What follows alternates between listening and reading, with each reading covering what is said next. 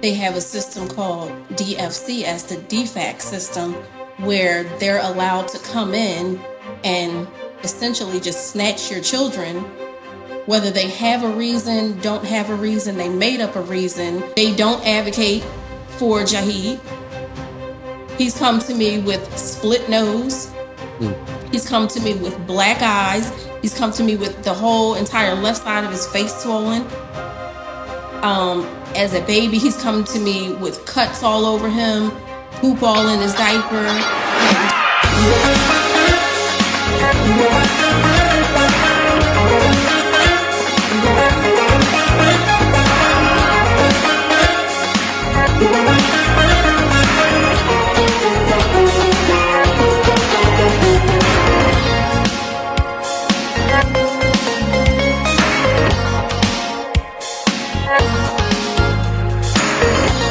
Welcome back, family, to another powerful episode of Deliver Us, the fight for our children.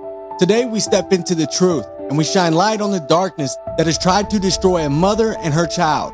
Our guest is a warrior. Her name is Amaala Fox, a trained emergency department technician, a woman of faith, a truth seeker, and most importantly, a mother. Over 4 years ago, DFCS of Macon-Bibb County, Georgia, took her son Jahed from the hospital under false pretenses. What followed has been neglect, mental, physical, and sexual abuse, and complete silence from those who were supposed to protect him. Amaala did everything right.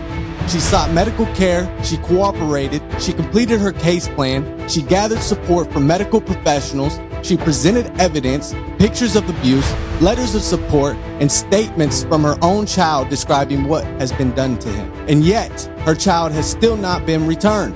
Instead, DFCS has lied. They've ignored the truth. Court-appointed attorneys and guardian ad litems have refused to advocate. The court has looked the other way.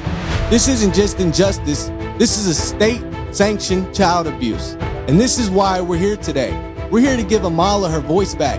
We're here to give Jahed a chance to be heard. And we're here to let Macon-Bibb DFCS know we are watching, we are praying, we are fighting, and we will not be silent.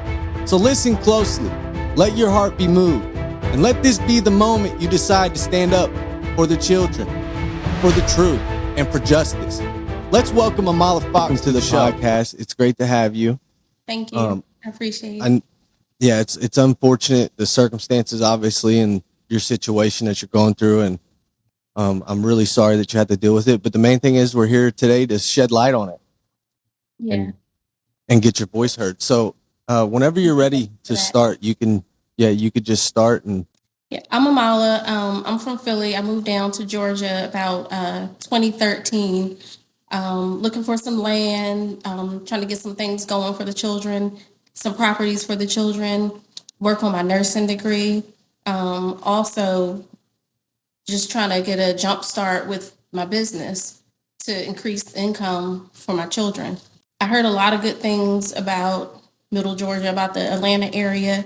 I do music, and I felt like it would be a good area to be in. You know, when I'm not dealing with the children, I can work on my craft. There are a lot of Black melanated business owners, a lot of multicultural business owners. So I felt like it would be a great area to go to work on my entrepreneurship. But I found out some things about Georgia that were not conducive to raising a family, growing up and dealing with, just dealing with mental health issues. Some of the police departments and sheriff departments are not equipped to deal with mental disorders. Some of them are. I know Douglas County, they are. They obviously have a different training from my experience with them. Paulding County, the county that I live in, I think that they have great training for those that have behavioral issues and things like that.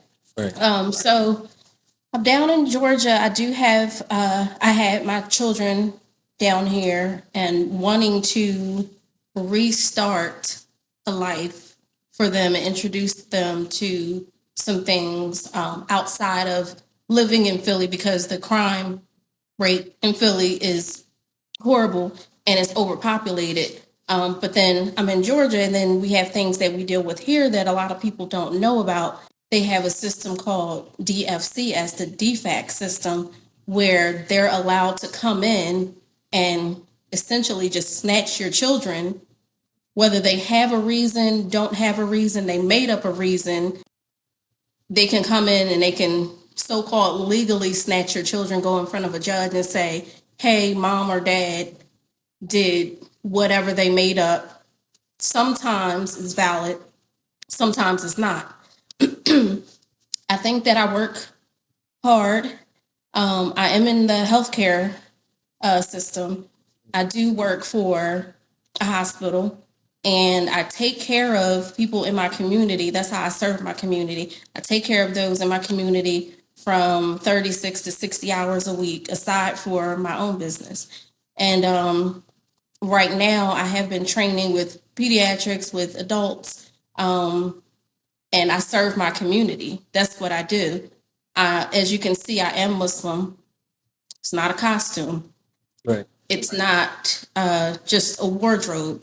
Islam teaches us to care for others, to take care of others, to give sadaqah to others, to share, to make sure everyone around you is all right. That's part of the culture that I came from. And being in Georgia, I see that although there are a lot of Muslims in Georgia, some people act as if it's strange or it's foreign to them. For some people, it is. Some people are not used to it. Some people think it's a cult. It's absolutely not a cult. It's the second largest religion. But besides for just religion, like I said, it's a whole entire culture. I grew up in a multicultural family where my grandmother, the culture that she grew up in, is she introduced me and my siblings to redheads from Ireland and different native tribes, and all different types of melanated people and non-melanated people that are in our bloodline. That's how I grew up. We were raised to love everyone, to take care of everyone. That's how I grew up, and that's how I want my children to be raised. But then, because we're from Philly, we do also have this Philly culture thing. Philly is its own culture. Philly's big on respect. You respect everyone. If you don't like someone, you don't have to deal with them. You don't deal with them. You let them know. If you're in their vicinity, you don't fake smile. And I found a lot of that in Georgia. And I've met some awesome people in Georgia, but the DFAC system is it's one that needs to be dismantled. Right. It is. I came here and I moved from, I was actually living in Marietta. I moved from Marietta to Macon to resave for a house after I had a financial situation. So in Macon-Bibb County, Georgia, I saw that it was mixed. It's supposedly about 50% Black, 50% white. I did my research. I heard that, the cultures get along. But then I found out there's a lot of drugs down there. I found out they don't embrace Muslims as much as they do in Atlanta, and they do in Philly and Philadelphia, PA, as much as they do in some of the other bigger cities. And the DFAC system, they will use your religion against you. Anything that does not look like what's normal for Macon-Bibb County, they will turn it into something that it's not, from my experience.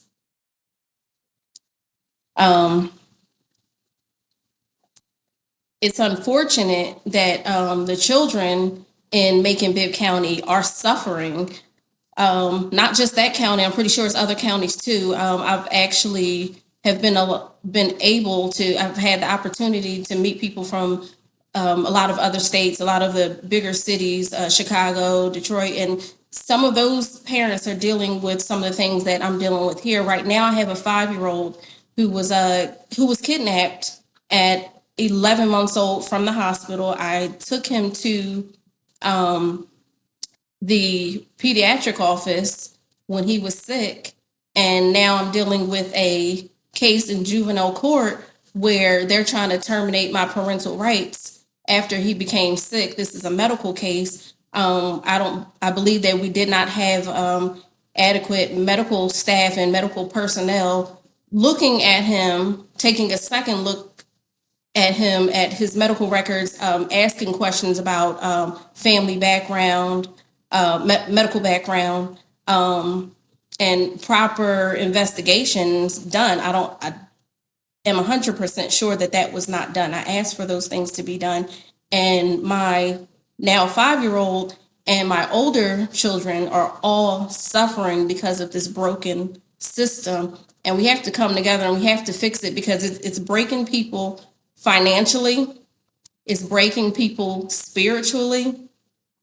It's ruining families, ruining people's faiths with God, and people are losing hope. We hear about the sex trafficking in Georgia; it's real. We hear about DFACS, CPS, and these different government entities, or people that say that they work for government, and they work and say that they work in the best interest of the child, and they don't. No. You have children being beaten, abused, raped, sex trafficked, and it has to stop. Yeah.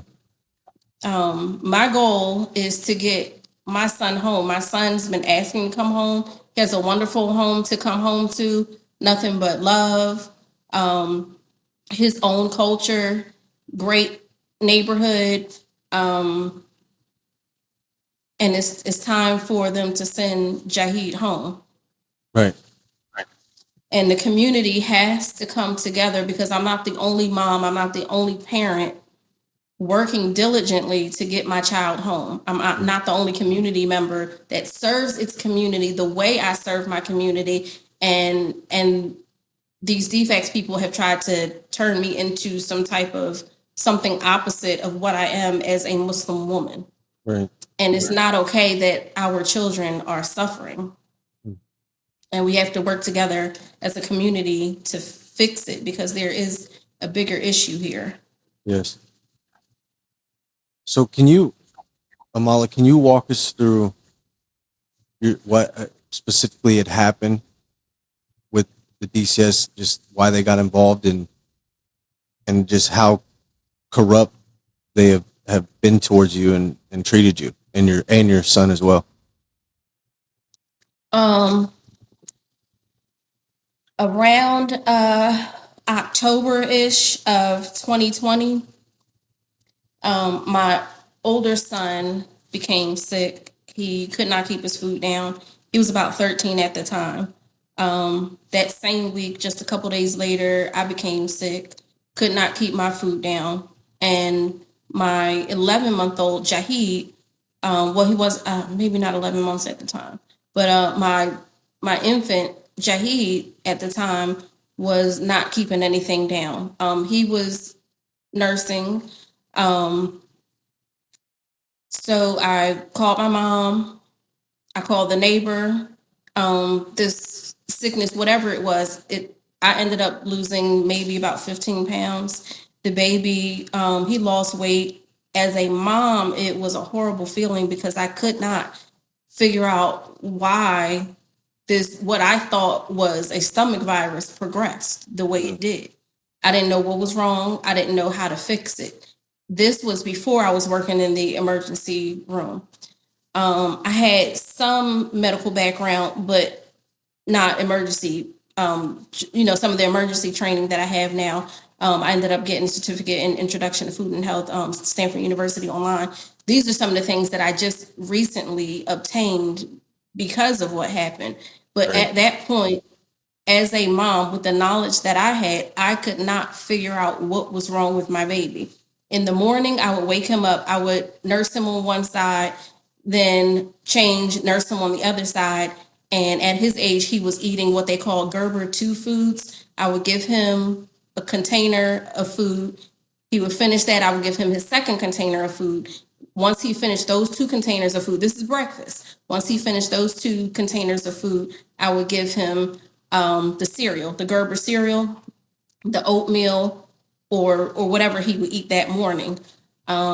After we would come to the table, I chopped up his food into small pieces because he only had the 2 teeth at the bottom. And then he would eat what some people call table food. When he finished his table food, his siblings and I, we called him Snatch because he would climb up onto the table and he would snatch food. So he just eat and eat and eat and eat. That's how he is. All of my children, they have huge appetites. And people always go, oh, they're so little. Some of them now are going through different growth spurts. But I am 4 feet 10 inches. I was a small baby. Most of my siblings, I believe, were small babies. I have small babies. Most of my children, I want to say, were between 5 and, well, all of my children, rather, were between about barely 6 pounds. I'm sorry, barely 5 pounds to 6 pounds at birth. So Jahed was around 5 pounds at birth. So he was a small baby. And then, like I said, we all got sick. He could not keep his food down. At some point, I spoke with my sister and I'm like, okay, I'm going to have to call this number on the card, his medical card. And they have a nurse hotline. So I called the nurse hotline and I followed all of the directions of the nurse hotline. I was told by the nurse that Jahed may have acid reflux, and I followed all the directions that she gave me, and I want to say it was for about 2 weeks.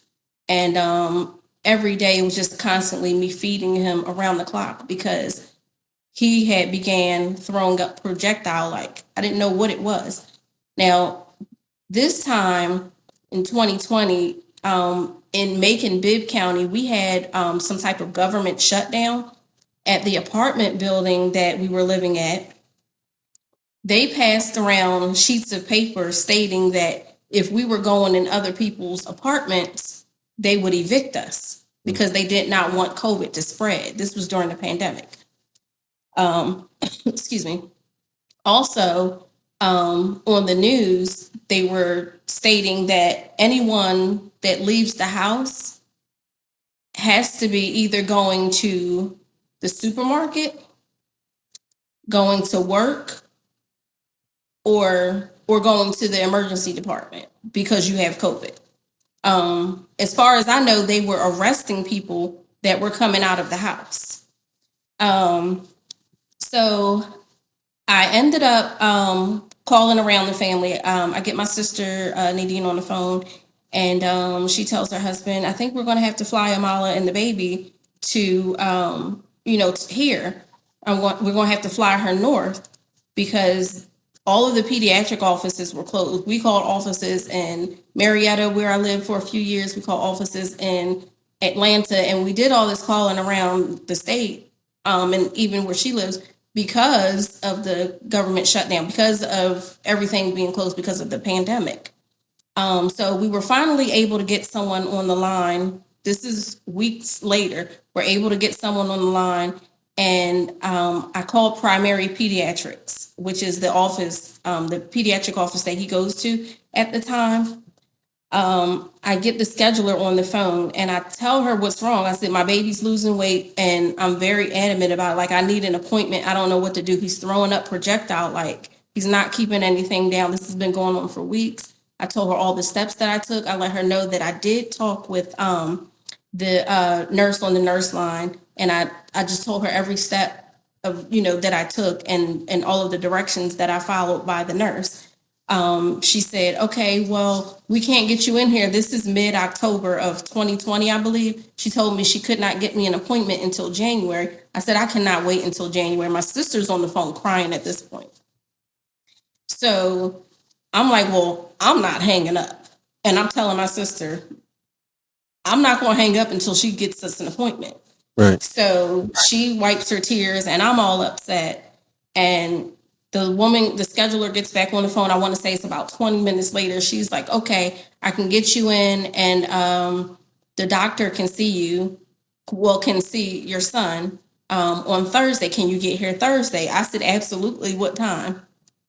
So I get over to the office and the doctor, Jason Smith, sees my son and he has his computer. He barely looks at me, will not look me in the eye. He gets on his computer, he's typing. He kind of checks my son over. And again, he would not look me in the eye, which is, Wow. I mean, in Muslim culture, we don't look each other directly in the eye, but he like wouldn't even look my direction. It was his energy was off. It was just weird. I told him what happened. He didn't ask me too many questions. We sat there for a while. He finally came back in the room. Jahed and one of my daughters were seen also that day. He comes back in the room. He ended up calling the sheriff's department, and he calls DFCS, and it just went to hell. Well, excuse me. It just went down south from there. At this point, I'm wondering why I'm not being told what's wrong with my son, how you can help my son, what I need to do to help my son. I don't hear a whole bunch of questions about, well, how did you handle this? It's kind of like dead silence for a long while. And like I said, the sheriff's department and DFCS were called. So we get an ambulance over to Navicent Hospital, I believe it's called, down in Macon-Bibb County, Georgia. We get over there and I'm treated like a third-class citizen. These people are you just feel people's spirits and you feel people's energy, and the energy is just off. I'm holding my son and they end up sending a sitter in the room as if my baby's being abused. DFCS worker or investigator, I believe, Jametta Frazier, I remember she comes into the room. She asked, she asked me, could she take pictures of my son's bruises? Bruises? My children don't get bruises. They play rough, but my children don't get bruised up. Right. I had a 13-year-old who was playing football and he never had a whole bunch of bruises on him. Never, ever. So I said, bruises? And she goes, oh yeah, I know there's one on the hand and can I see his body? Excuse me? Bruises? My children don't have bruises. So I'm like, sure, you can. So I said, well, let me just cooperate to a certain degree, respectfully, so I can get these people out of my hair, because there was an incident in Cobb County, Georgia, with the older siblings where they had to, where they kidnapped them and they were forced by the judge to give them back because of some lies that were uncovered, some lies that were told. So that was the so-called red flag that was in the system when they pulled my son's name up. They claimed they saw that there was a recent DFCS case from him and his older siblings, but he had never been in DFCS custody. My older children had.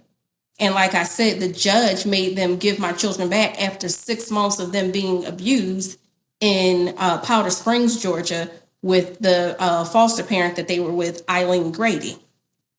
So they gave them back and I have custody of them. So here we are with Jahed, and right now I'm fighting in court to get him home.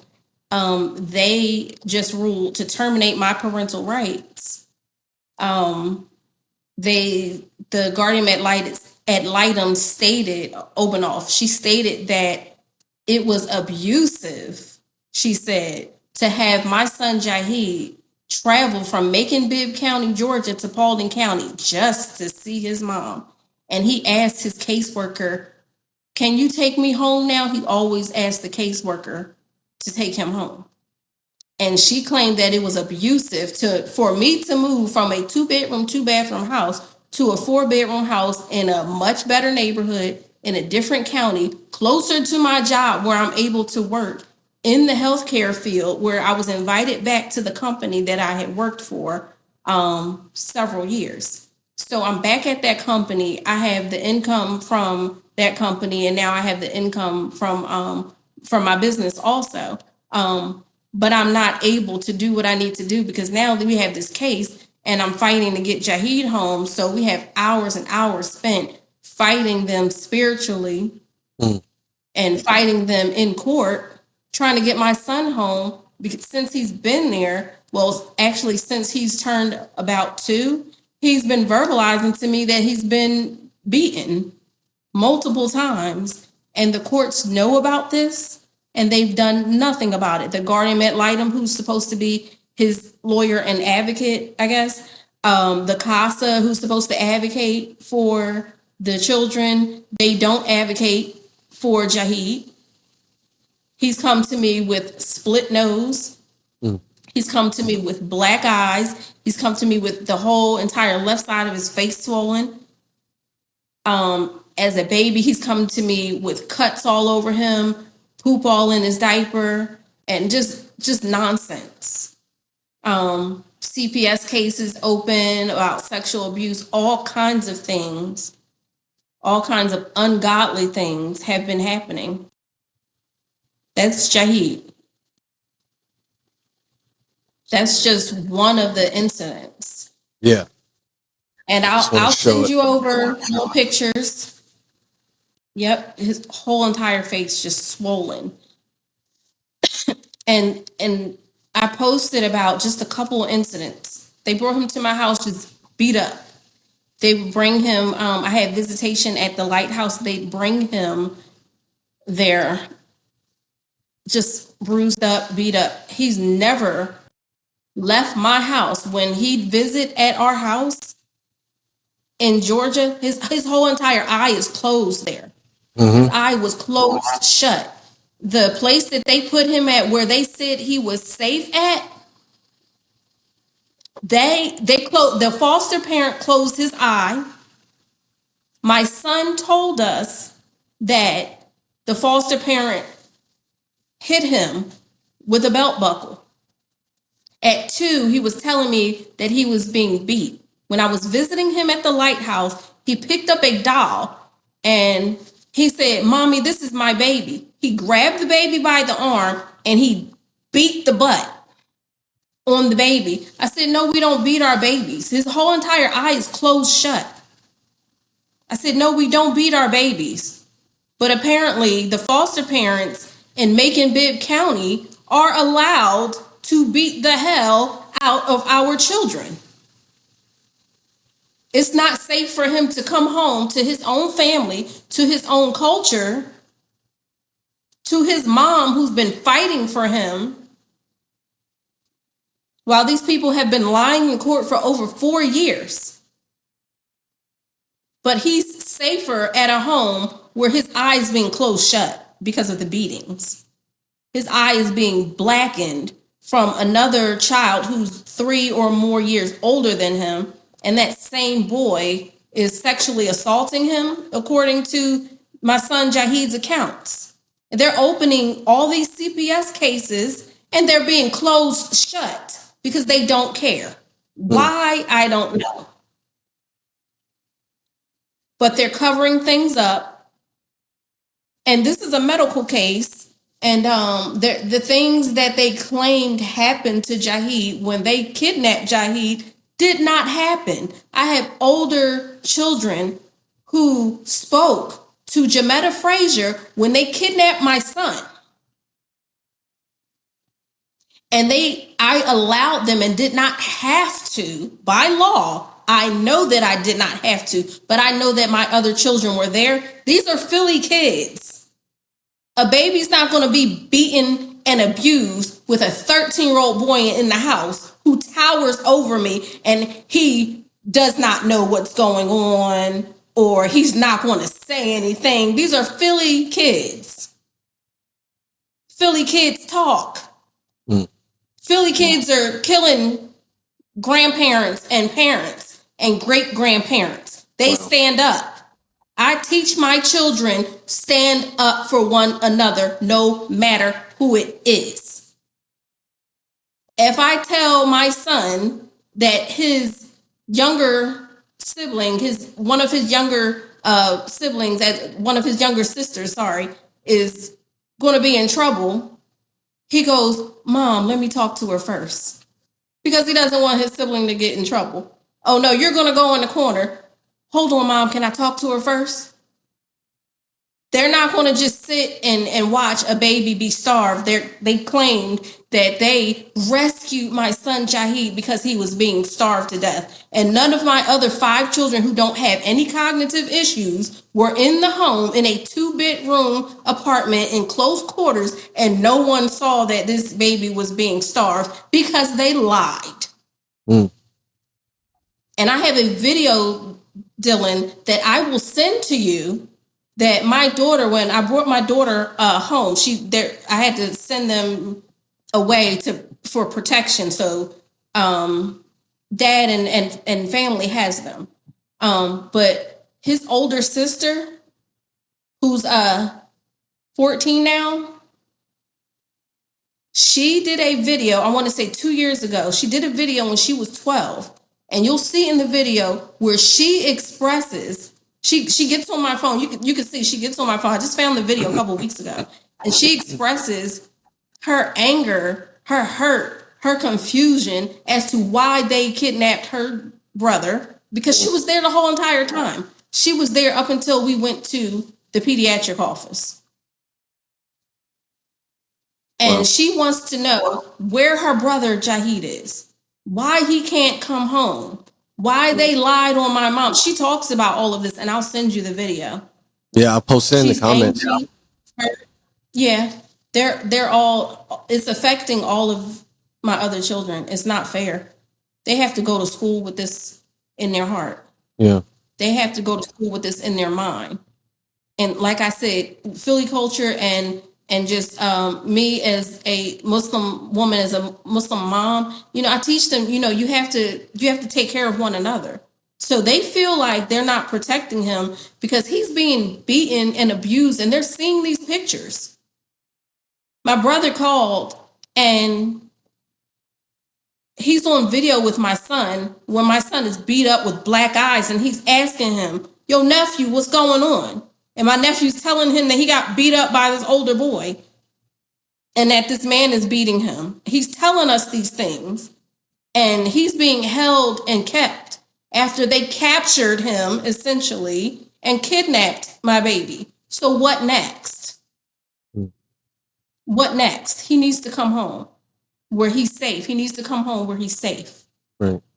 So as a community, how can we do that? How can we pray together, work together, care for one another, and be the village that we're supposed to be? We don't need these entities. We don't need these people to come in and with the spirits that they have on them. Right. Because they're not good spirits at all. We don't need those bad spirits and those bad people to come in and snatch our children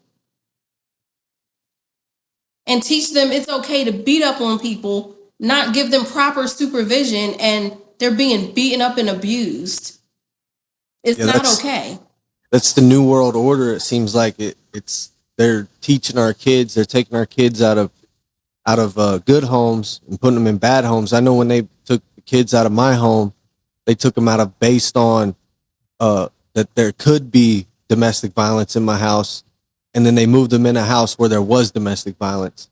So they it's like they're training our kids to grow up and be raised broken, be raised hurt, hating God, and then they want to take them away from their originality, their genuine, where they're genuinely grew up and raised at, like you raise your child upon his religion and what you want to raise them up as, which is your 100% right. And there's nothing wrong with that. Right. And they're taking them away from that. Like you told me about your boy, calling and asking about Christmas. And that's not what you practice. You don't practice that.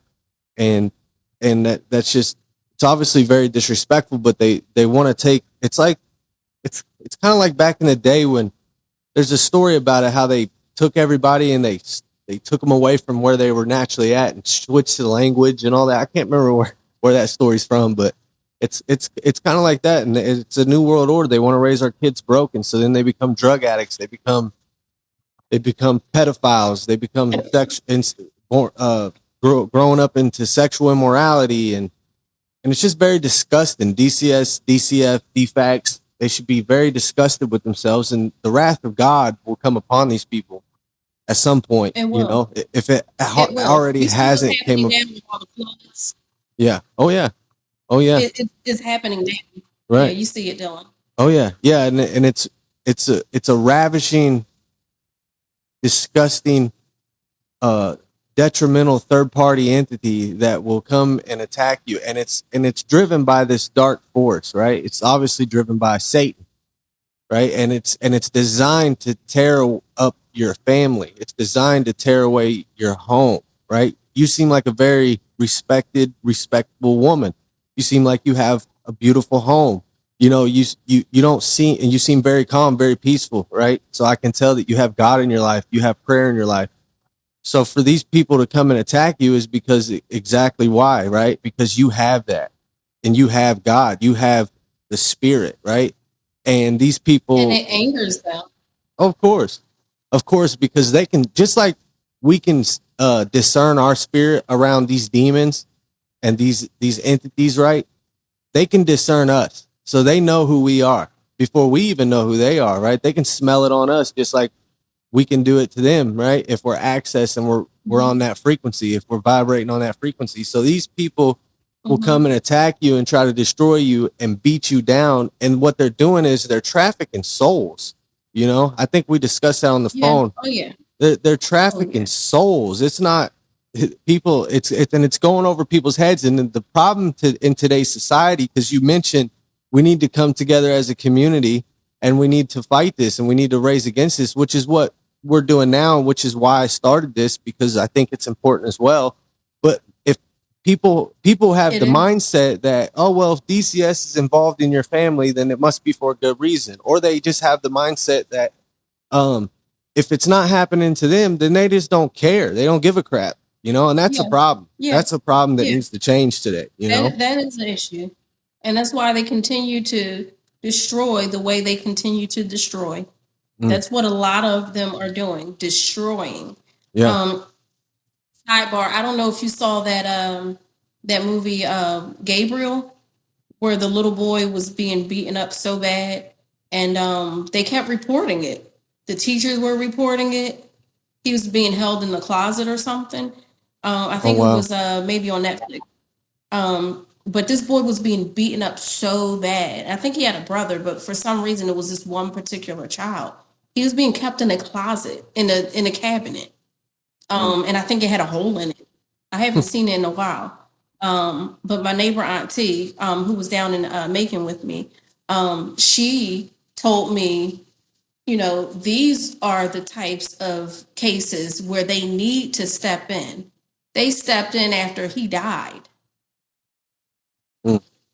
But then you have parents that want their children, that love their children. Even if we have a parent in the community that's been on drugs, DFACS is supposed to come in and put them in rehab. They're not supposed to snatch a child away because they have an addiction. Right. People have addictions all the time. I work in the emergency room. People get into car accidents and accidentally get hooked on drugs. These drugs that they're giving out in the hospitals are the same as the street drugs, but we have guidelines. The doctors and the hospitals have guidelines about how they give them out, but there's still drugs that go into your system, and it still sends signals to your brain, still sends signals throughout your body. Right. And it still has the same effects. And people get addicted to these things. People are human. Everyone's human. People make mistakes. So you have these people that may have gotten addicted to drugs, not because they're bad people, but they're still parents. Right. They're still, you know, little Sarah and little Johnny's mom and dad. Sarah still wants to be with mom and dad. Just because mom and dad got sick and had a stroke or became addicted to a drug, they still want their parents. Their parents still love them. And a lot of their parents still want them. The organization defects is supposed to come in, and they're supposed to come in and fix the problem, not tear the family apart. Right. Yeah, and that organization specifically, which is DFACS, it's different everywhere else, but they use that as a target, right? They weaponize that addiction, they weaponize that specific thing or that vice or that sin that somebody has, and they use that to their advantage just because they want the children, right? They want to take the children away from home, whether they're trafficking them or putting them in houses where there's transgenders, parents, where there's, what do I want to say? Pedophiles, all these things. And then these kids are raised being abused and being sex trafficked and being raised a boy will be raised to want to be a girl. And like I said, it goes in with, the New World Order, right? This is what Satan wants. This is his agenda. So do you believe that this was a targeted removal on your son and on you? I do believe that it was targeted. I absolutely believe it was targeted. I know that it was targeted because when my family and I, when we were in Cobb County, when my children were removed, kidnapped, there were false reports written up by the police department. The judge knew that the report was false. The officer was angry at their dad, and he said to them the day before that he was going to call DFACS and tell DFACS whatever. So he ended up writing a false report, and it took 6 months for them to figure out that if we move forward with this case and we had this officer of Cobb County and of Marietta come and testify, it's probably going to find out that this officer lied, and it's going to be embarrassing to the force. So the judge ruled and said, you need to give Miss Fox her children back. But during those 6 months, my children were abused. I have videos that I had to end up sending to their deputy director, Carmen Nance. And I spoke with some other supervisors. So they ended up closing the case, giving me full custody of my children because my children are and were loved and taken care of. I moved out of my apartment and was waiting in a room where I was spending almost over $800 a week working at my current hospital's sister hospital, working in their bistro. This is before I came back to medical, the medical side of the hospital. I was working at their bistro on that salary, paying that amount of money to make sure my children had enough beds in the room, paying that amount per week, working my tail off to make sure they had what they needed. And because we were living in the room and because there was a dispute between their dad and I, we have to take the kids because, whatever reason they want to make up. They claimed that I did something to the dad, and then they found out that the officer lied. So they closed the case, and again, because it was a lie, they gave me full custody of my children. So when they closed the case, the guardian ad litem, Mrs. White, became angry. She put in a petition for the judge to arrest me because I moved from Marietta to Bibb County. The judge said, I'm not going to arrest Miss Fox because she moved out of the room that she had her children in into a 2-bedroom apartment. She got her children a bigger place. I was actually waiting for a house. I had been working with a real estate agent, and something happened with the funds. So I ended up moving into the room temporarily. So I moved out of the room, out of Cobb County, into a 2-bedroom apartment, and she asked the judge to arrest me and fine me $1,000 of my children's money because I moved them into an apartment. Oh, because she moved out of the county. The judge is like, no, she put her children in an apartment. Are you serious? So he closes the case. I have custody. During that case, I found out I was carrying Jahed. When they found out I was carrying him, they were on my back, on my head. They wanted Jahed. They were angry because they could not keep my older children. They were angry.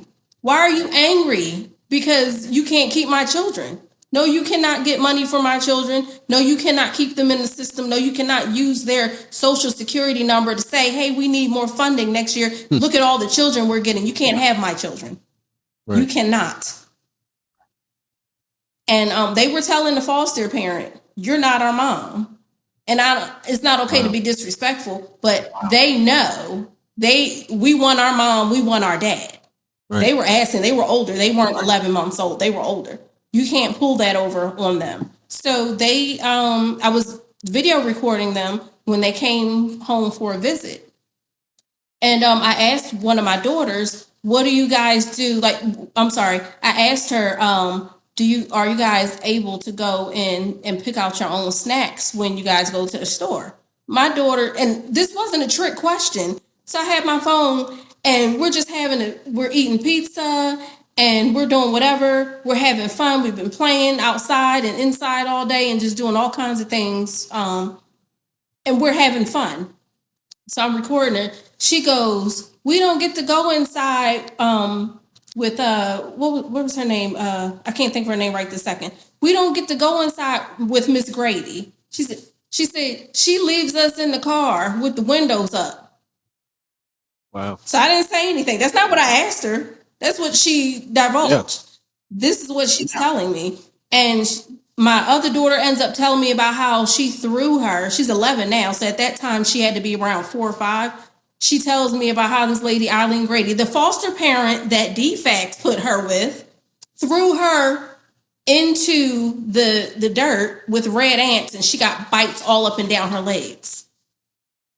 And then the same lady, Eileen Grady, after I tell them, I noticed that she's taking my children to the doctor and she's not informing me. I've not lost my rights.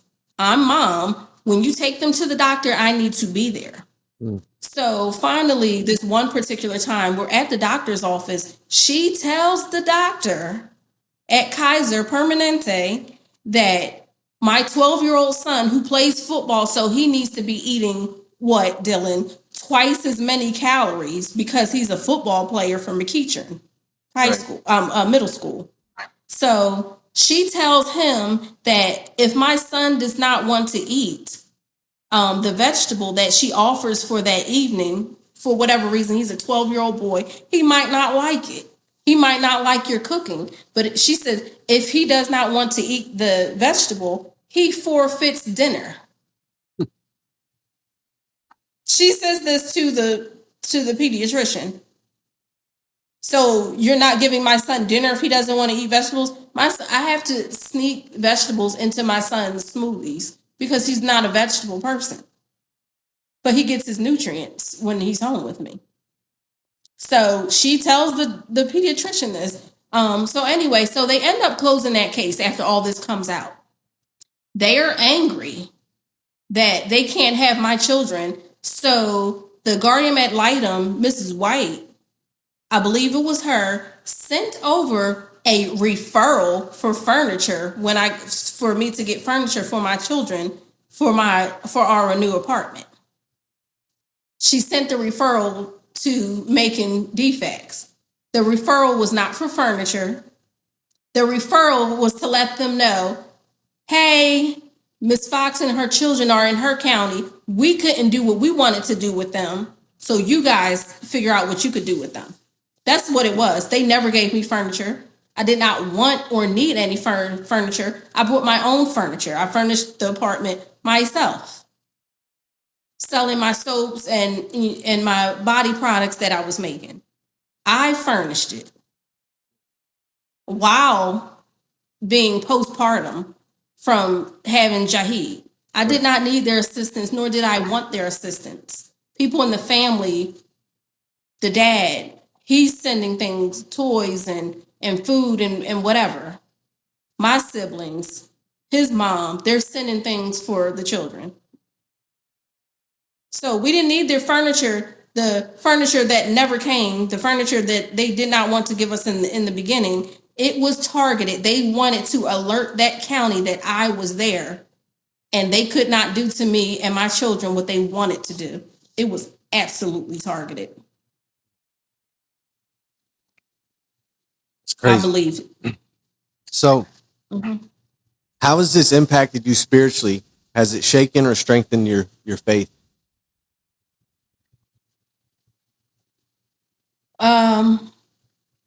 It has greatly impacted me spiritually.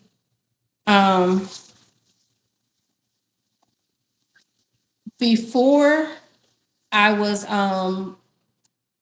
making salat because I was supposed to. It got to the point where if I can't have my children and I have to live like this, I don't need to live. And then it came to the point where I'm in Macon, Georgia, and I had my nephews and my younger brother coming down to check on me, and they're taking turns and they're staying a couple weeks at a time because they know I'm in a dark space because I don't have my children. They know how I am about children, about people, about them.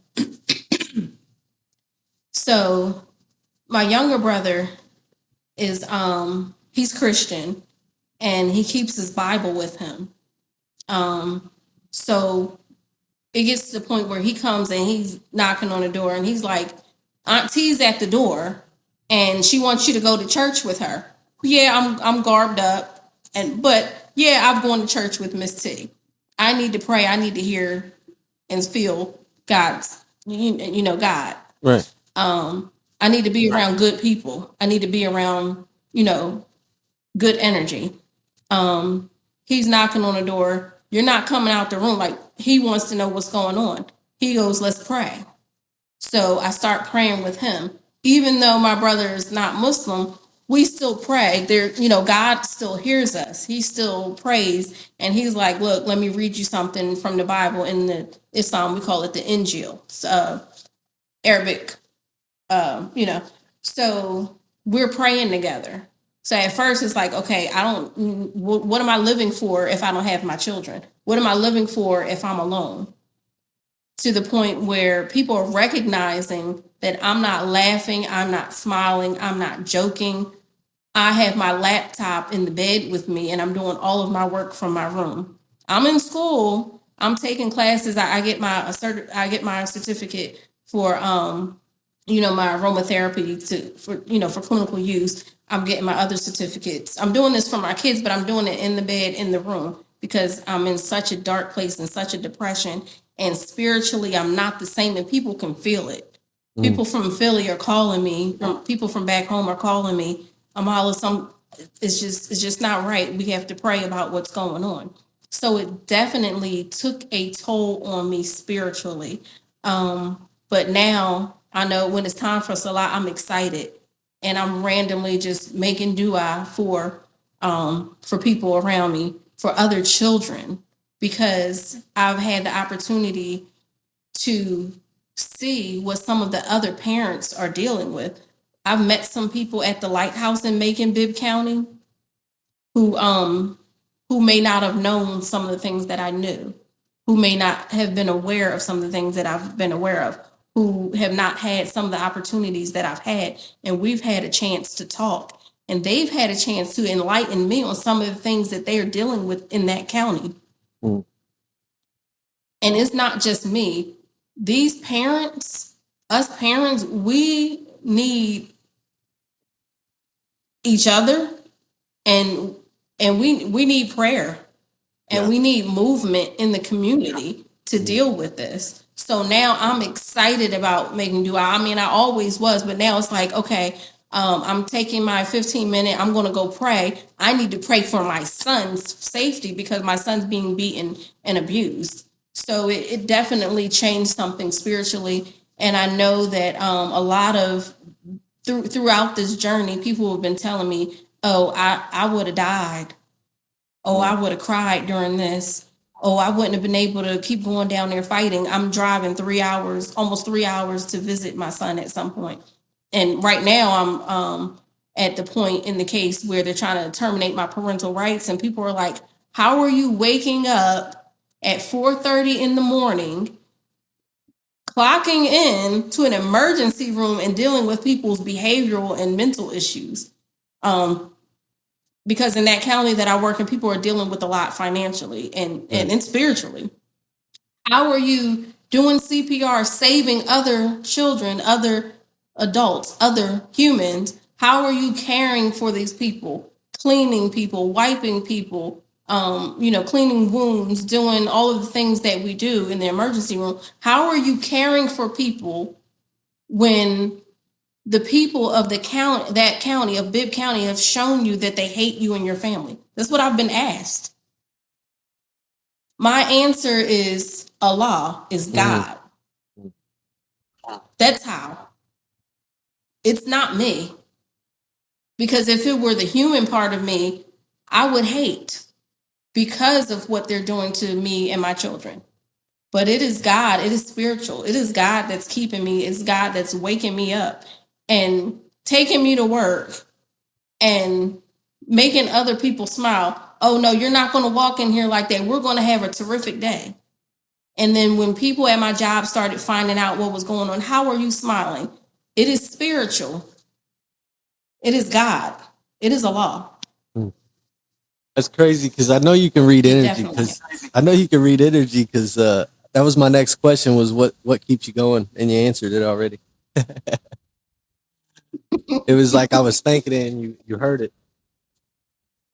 So what can the public do to help you and others going through this, and also help Jahed? Well, as far as Jahed, right now, I need a lawyer to petition the court to overturn the decision to terminate my rights, because Jahed has a loving home and foundation to come from. No parents are perfect. I work a lot. To them, I work too much. The dad and I don't get along. To them, oh, you guys can't co-parent. No, Jahed's dad loves him the way he loves him. I love Jahed the way I love him. His siblings argue and fight over him. I have to tear him out of my children's hands because they're fighting over who is going to play with him. So right now, I just need the lawyer to help me to make the court see, this petition and this decision needs to be overturned. So I need a lawyer. I need help with that retainer fee. So I did start a GoFundMe. It was for the retainer fee. Well, for the lawyer. It's for the lawyer. But immediately we need the petition put in because we have maybe less than 2 weeks for the petition to go through and be heard in front of a judge. And we need community support, visible, not just, oh, I'm going to pray for you over the phone, but actually people coming in and praying and doing the work. I need people to bring awareness to what's going on because it's not just Jahed. For Jahed, but it's not just Jahed. Right. Jahed is your son. Jahed is your child. Jahed is your grandchild, your nephew. Jahed is you. This could be anyone that you know. Oh, well, I don't have children. Jahed's your nephew. Yeah. All the children that don't have a voice, that have parents that are afraid to talk or don't know where to turn, where to go to. Jahed is you. Jahed is your family. no matter what your religion is, no matter how much melanin you have or don't have. Jahed is you. Jahed is your child. We are responsible for our children. There is no one on this earth that can say, that's not my responsibility. You are responsible for the humans around you. You are responsible for you. People need to start being accountable for their brothers and sisters, for these children that cannot voice the way I can voice for Jahed. So we need community support. People coming to the hearings, we need that. The lawyer fees, we need that. I'm trying to put myself through nursing school. I'm not a nurse yet. So I'm on a different kind of salary, and I'm paying for the house, and then my children are in another state. I have to travel to that state. They're my children. And I have to take care of every single one of them, financially, mentally, spiritually. So any assistance will be greatly appreciated. But the immediate need that the community can help with is sharing and donating to get the lawyer for Jahed. And to also, when you share this story, this truth, when you share this, also make it known that Jahed's not the only one. This is a wider issue. This is a systematic issue. Well, yeah, I'm in the works too right now, sharing more testimonies and stories. But what I was gonna say is, you could share your GoFundMe with me. You could share your GoFundMe with me, and I'll put it on the description on this video, and then you could share this video as well. And so all the people that can see it as well and share it. I just have a couple more questions for you. So one day your son, I'm sure, will see this, because this will be out there forever. What would you say to him? Or what would you want to say to him? I always salam him. Assalamu alaikum, Jahed. And I always ask him when I see him, Jahed, who loves you the most? And he goes, Umi, you. Umi is mom in Arabic. He goes, Umi, you love Jahed the most. I said, okay. And who loves Umi the most? And his siblings get uptight about it. He goes, Jahed loves Umi the most. Jahed loves Umi the most. And he gives me all the kisses and all the hugs. So that's what I'll tell him right now. Awesome. I love Jahed the most. And you're coming home. They cannot have you. What does that song, what they say in the song, The Boy Is Mine? That boy is mine. And you cannot have him. Jahed, you are mine, and you are coming home. They cannot have you. Mommy's going to take care of you. Mommy protects you. You're going to come home to your family, your dad, your siblings. That's what I would tell them. What do you believe needs to change in DFCS and family court systems to protect our children? One change that needs to happen is sensitivity training. A lot of things were said to me, around me, about me, and my religion.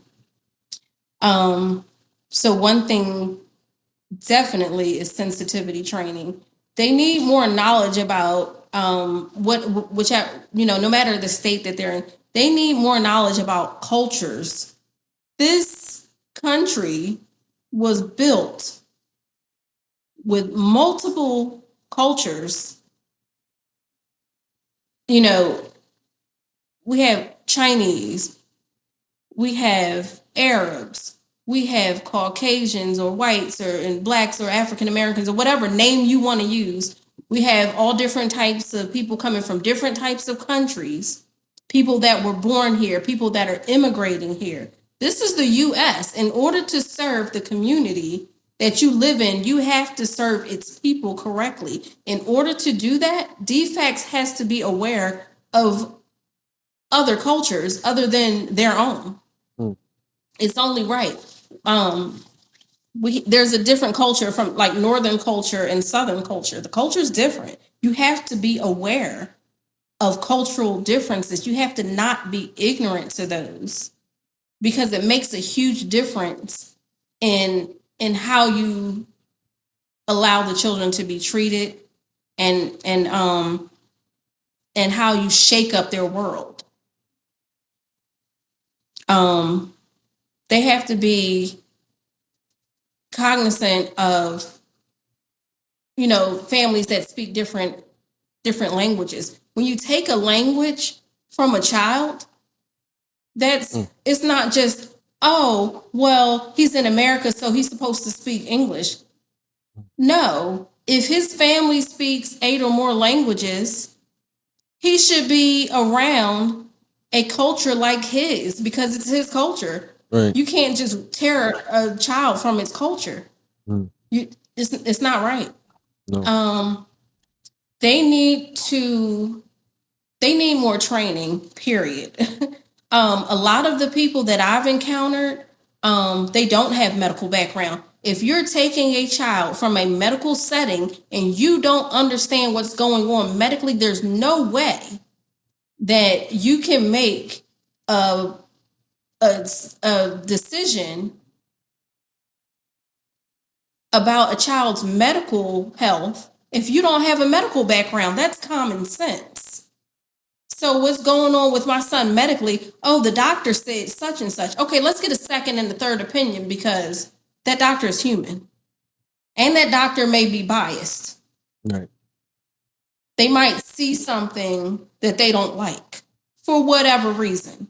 People are human. So we need a second and third opinion. So when we have medical cases, we need people in DFCS to have some type of medical background, or at least be able to go and seek the information that they need to properly make the decisions about the children that they need to make. They need to be able to recognize when children are actually in danger.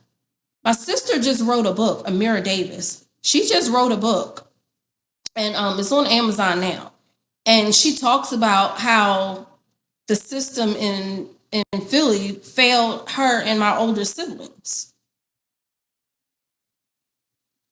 DFCS across the board, whatever you call it in your state, in your city, they need to be able to recognize when a child is pulling a caseworker to the side, looking around, a 2 and 3-year-old pulling you to the side, and they're looking around to make sure the foster parent is not listening and looking, and they're saying, are you taking me to my mommy now? Is that not common sense that that child wants to be with their parent? That little baby knows that that's, even though they only see mom a few hours out of the month, they know that they're safe with mom. The caseworker in Bibb County did not, I don't know, maybe it went over her head, she ignored it, or she didn't get it. I don't know what it was. But she told me that Jahed asked for me all the time, and that he came to her in a secret way. He came to her cautiously at a 2 and 3. Well, I think it was 3 at the time. I think it was 3 at the time. But he came to her at 3 years old, up until they started keeping him away from me a couple weeks ago, up until they ruled to terminate my rights. He came to her and told her that he wanted me, and he did it in secret. They need to be able to recognize when a child is in distress. When the picture where you see where my son's eye is closed and his face is all red and his face is swollen, and the foster parent greased his face up after the incident, the caseworker was at the house the day it happened. She told me. She did not report the abuse. She did not report it because she had whatever reason she had. That should have been reported. They need to be able to recognize, and they need to speak out and advocate better for our children when our children are really being abused, because those beatings did not happen at home. So those are some of the things that they need to be trained on. Those are some of the things that I think needs to happen. So Amaala, is there any last things that you would like to add, just maybe for families that are going through it that don't seem to be able to handle it as good as you seem to be able to handle it, or as strong as you, or that don't look to God, you know? Do you have anything to say for those people specifically, and do you have anything else that you would like to add?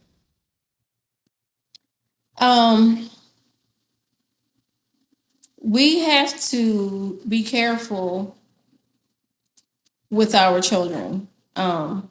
When we send our children to public schools, when we don't homeschool them, when we don't have our own community schools, we don't have our own homeschool networks, when we allow the so-called public, when we allow outsiders to care for our children, when we don't own our own hospitals and we don't go into the hospitals to work, we cannot advocate for our children. So we as a community, we have to figure out how to open up our own schools, because they make reports. Some of the reports are false. We have people that have bad intentions. We have to pay attention to every single detail when we take our children anywhere and when we send our children off. We send our children to school and we take our children to the hospital, and we expect for them to look at the situation the way we do. We expect them to know what's in our hearts. We expect them to know the truth. Some people don't care. Some people jump ahead and they think that they're doing the best for the child, but they don't really research. We just have to be very careful about who we have our children around, because sometimes you could feel it. When I took my son to that pediatric office that day to see Jason Smith, as a matter of fact, before I took him to the office, my auntie next door, she said to me, she said, my best friend died. I'm going to Jersey.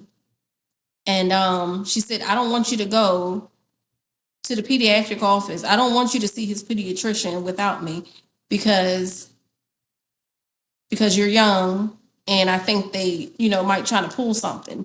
And she said that, and I felt like something was off. And for her to say that to me in this situation before anything happened, she sees how I deal with my children. She sees that my children were well taken care of, that they were eating all day long, that I was homeschooling them because of the pandemic. She saw how active I was with them. She sees that, she saw how I would take them to the playground. She saw all of this. And she's like, something in her spirit told her, don't go without me. But she had a funeral because of, the pandemic. Everybody was just dropping. So when you feel like something's not right in the situation and something tells you, I don't know, we have to listen to God when God talks to us. Yeah. When I took my baby that day, something felt off that whole entire day. Something felt off before they kidnapped him from the hospital a couple days later. The whole entire time before DFCS showed up, something felt off. We always have to listen to our intuition. When you look for a pediatric office, do your research.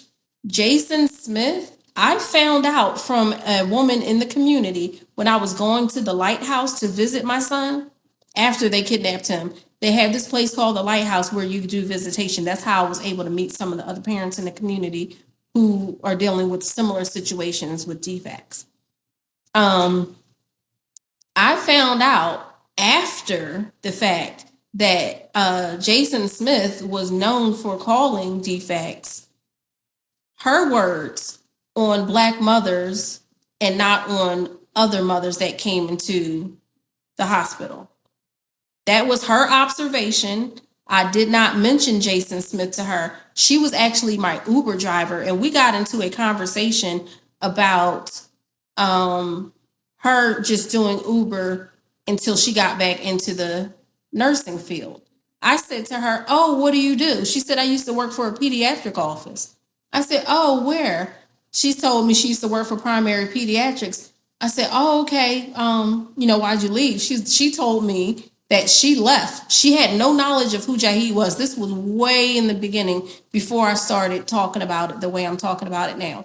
She told me, she mentioned that pediatrician, and she told me that was her experience, that she noticed that he was doing that to melanated people for whatever reason. That was her observation.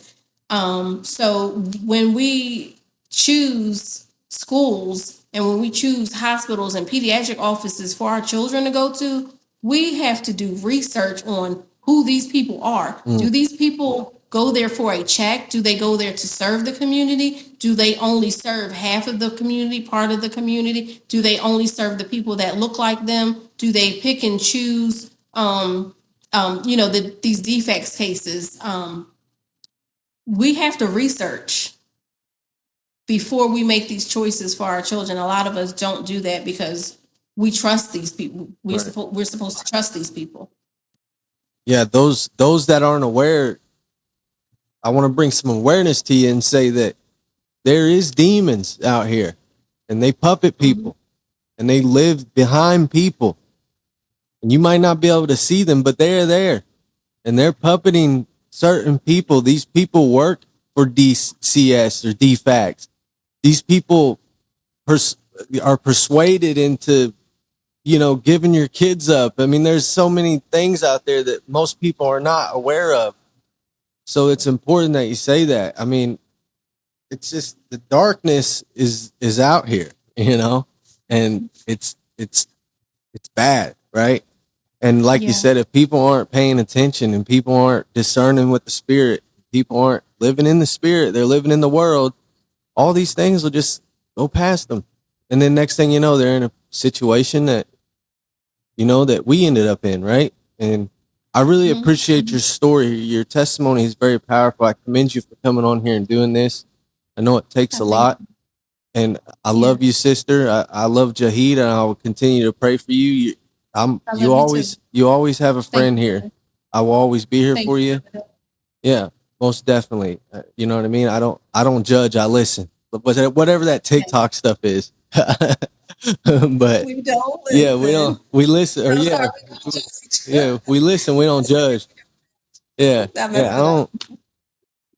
They can miss me with all that. I don't do that, right? I love people. Yeah. And that's why I started this. That's why I wanted to do this. I really appreciate you for coming on. It's so important. And I appreciate you. Yeah, most definitely. It's huge. My family appreciates what you're doing right now. And when my son finds out that this is what you did for him and this is what you did for our community, he's going to appreciate it too. He will appreciate this. I spoke with a few people in the community, a few people that keep tabs, and they are appreciative of you putting this out there. Well, I appreciate that. It ain't me. It's God, right? It's God. That's why we're talking right now. He brought us together, and like I said, I just really appreciate you, and I'm going to do everything I can. I don't have a lot of followers, but I got some followers, right? But it's growing. Right now, my platform is growing. So, and this will obviously make it grow too. And there's so much content for this. It's not even funny. But in my prayers, I pray to God and I say, look, I'm not doing this for me. I'm not doing this for the numbers. I'm not doing it for fame. I'm doing it for freedom, right? I'm doing it to bring healing. And I hope that was some of your experience today. I'm hoping that I was able to bring peace and healing, and understanding that my intentions are pure in this, and I don't have anything else unless you have anything else. I think that's it for now. All right. You can always come back on too. We could do another episode down the road, do an update. I have a feeling that Jahed is coming home to you. It's just like you said, and that's what we're going to keep it at. We're not going to speak the negative. We're not going to do none of Yeah. that. We'll keep it positive Yeah. and end on a positive note. And I believe that you're going to get your son back no matter what. And I hope Yeah. that this has an impact. And I usually do like raffles, so I'll also do like a raffle and try to get more people to share it. You know what I mean? I'll find some kind of way to continue to help you, but I'll definitely put your Yeah. GoFundMe on here, and I'm gonna put everything in the episode description. So it's gonna be powerful. This is gonna be really powerful. Okay. I'm really excited to put this episode out, and Yeah. Yeah.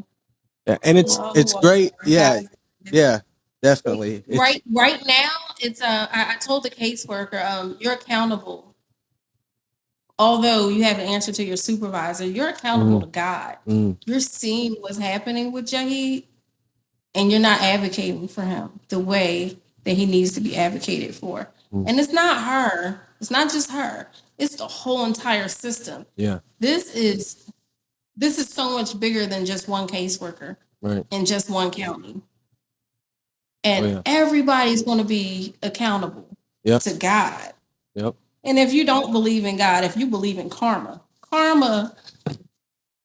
is alive and well. Karma will come. Even the people Whatever that you don't, call it, even the people that don't believe in even the people that believe in nothing still believe in something.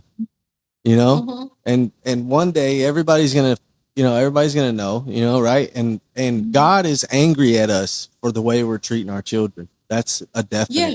Oh yeah. He's angry, right? And towns underwater. Oh yeah. Yeah. Sounds like Noah's Ark to me. Yeah. The story about Noah's Ark. Yeah, exactly. Yeah. I don't know. I just know that he's not happy, and that the people that are affecting our children in this way are going to get the worst of it. That's for sure. 100%. But I'm really proud of you, and just your strength, your wisdom, your peace. I could feel your peace. You have a lot of it. Even throughout what you're going through, you know, you're peaceful, and I think that's important to have, you know, because it's strong. You know, I don't meet when I was going through this, which I'm still going through. You know, I still love my wife. I miss her to death, you know, and I miss her kids and all that. And I treat everybody's children like my own children. You know what I mean? That's how I've always been. You know, I love your children like my own. And and I don't have my own kids, but I have stepchildren. And but whenever all this happened, right, it broke me, and I was angry. I would get so angry, and this is the demons, right, that they dump on you, and they would attach to my emotions and make me go off the wall. When my dog crapped in the cage, I would freak out about it, right? But I ultimately experienced hell through all this, and I got closer to God through it, right? So even though it was a darkness, and it's still a darkness, but it doesn't affect me the way it did 8 months ago. And I know that I've grown closer to God through it. And it's just one of them things where the world hates people like us, right? And I mean the world, you know, and this system is of the world, and it's not of people's best interest. It's not of a community. Oh, well, we're trying to care for you. We care for your kids. No, they hide behind that. They hide behind the disguise of, oh, I care for your children. We're here for the best interest of the children. And they weaponize everything and use it against you. And DCF, DFACS, they should be ashamed of themselves. They're disgusting. And it's coming to light. And this, oh yeah. And this platform's it stinks. It's in the air. It makes the air thick. Yeah. It's that bad. You know, and it's just ravishing in sin in that area, and one day, you know, I don't wish. I know what's gonna happen to them, and I don't wish that on nobody. You know what I'm saying? Yeah. And so, but God bless you. I don't know how you say it in your culture, but God bless you, and I'm so grateful for you, and thank you, and I think it's great to also have a woman of your culture on this podcast to show that it's not just the white person, the black person, the blue person. It's everybody, right? And it's everybody. Yeah, exactly. And yeah. And, so we say, when we greet each other, we say assalamu alaikum. So it's like peace. Oh, okay. Yeah. Assalamu alaikum. Did I say right? Assalamu alaikum. Yes. So peace. Yeah. Peace be to you. Yeah. Yeah. of you and all around you and in you, and yeah. Yes. Yes. Yes. But yeah, Absolutely. it's love, sister. I really appreciate you. If you like this episode, you can like, subscribe, and share it. You can always come back here. God is in this place. God is all around it. The Holy Spirit resides here, so you could be safe here. This is a place for the truth. Y'all go subscribe to my channels. I'm everywhere. Spotify, all that. And if y'all got comments, just leave them. You can leave a comment. Like I said, this is for people that are struggling. This is for people that aren't struggling. This is for everybody. It's all love. God bless.